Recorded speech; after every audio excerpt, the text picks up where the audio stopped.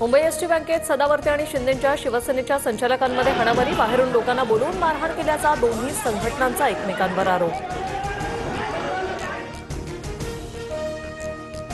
सत्य स्वीकारा आणि निवडणुका रद्द करा, व्हीव्हीपॅट नसेल तर बॅलेटवर निवडणुका घ्या, उद्धव ठाकरेंची बैठकीत मागणी।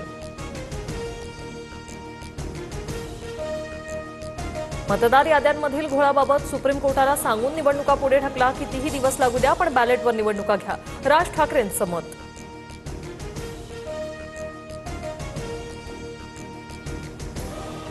एकतर निष्पक्ष निवडणुका घ्या, नाहीतर इलेक्शनपेक्षा सिलेक्शन करून मोकळे व्हा, मतदार यादीतील घोळ सुधारेपर्यंत निवडणुका नको, उद्धव ठाकरेंची टीका।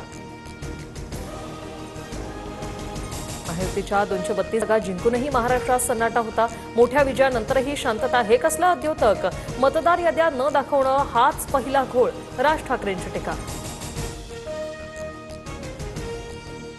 महाराष्ट्राची जनता महायुतीच्या पाठीशी, आम्ही निवडून आल्यानंतर विरोधक पुन्हा आयोगावर आरोप करणार, मुख्यमंत्री फडणवीसांचा मवियाला खोचक टोला।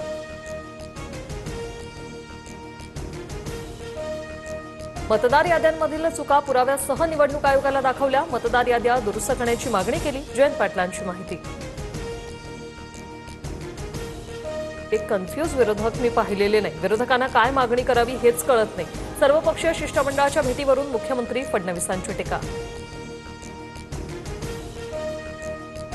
गडचिरोलीतील भूपतीसह 60 नक्षलवाद्यांचं आत्मसमर्पण मुख्यमंत्र्यांकडून, गडचिरोली पोलिसांना 1 कोटींचं बक्षीस, तर गडचिरोलीतून नक्षलवाद समाप्तीची सुरुवात, फडणवीसांचं वक्तव्य।